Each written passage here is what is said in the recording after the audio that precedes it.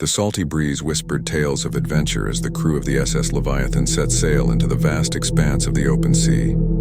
Captain Richard Connolly was a seasoned sailor with an iron resolve and a heart full of stories that would make even the bravest of sailors shiver.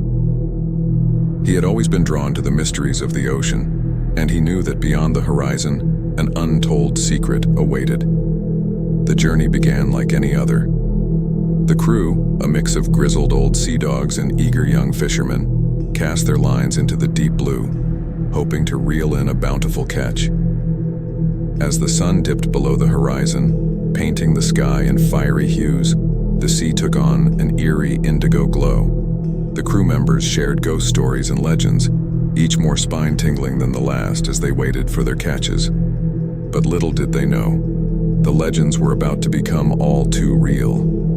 A sudden jolt rocked the ship, sending men tumbling to the deck. Panic and confusion reigned as they scrambled to their feet. Captain Connolly, always the embodiment of composure, barked orders to assess the situation. "We hit something," the ship's first mate exclaimed. "I've never felt anything like it. It was as if the sea itself reached up and grabbed us." The crew huddled at the edge of the deck, their eyes locked on the churning waters below. Then, they saw it. An enormous tendril, thicker than a ship's mast, snaking up from the depths and wrapped around the Leviathan's hull. It glistened with a sickly, otherworldly green hue. Frightened whispers of sea monsters and ancient curses swept through the crew. The Leviathan creaked and groaned under the monstrous grip. Desperation set in as they tried to sever the tentacle, but it was like trying to cut through steel with a pocket knife. As seconds stretched into minutes, a deafening roar echoed through the night, a sound like a beast that had slept for eons now awakened by their intrusion. The crew watched in horror as the tentacle slowly began to withdraw, releasing its grip on the ship. They sighed in relief as they thought their ordeal was over. But the nightmare was just beginning. The sea grew turbulent, and the water bubbled with an eerie, greenish phosphorescence.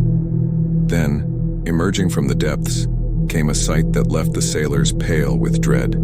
A colossal, grotesque creature the likes of which no human had ever seen before, rose from the abyss. It had multiple writhing tendrils, each thicker than the ship itself, and a body that seemed to stretch into infinity.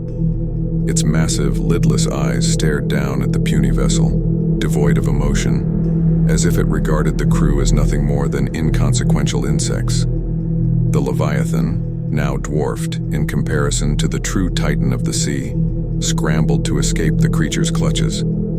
It was a harrowing race against time as the colossal being reached out with more of its immense tendrils, threatening to ensnare the ship. The crew fought valiantly, using every bit of skill and courage they possessed to outmaneuver the monstrous entity. It was a deadly dance, and for hours, it remained unclear whether the Leviathan would emerge from this otherworldly encounter intact. As dawn broke, the crew of the SS Leviathan watched in awe and terror as the colossal creature, having toyed with them long enough, returned to the depths, its titanic form vanishing beneath the waves. The ship was battered, but it had survived. The encounter left them with a shared story that would haunt their dreams for years to come. But as they sailed for home, a shadow of unease loomed over them. They had escaped a part of something far greater, something that lurked beneath the sea, waiting for its next opportunity to rise again. The crew of the SS Leviathan couldn't be sure they had seen the last of the colossal horror that lay hidden in the fathomless depths of the ocean.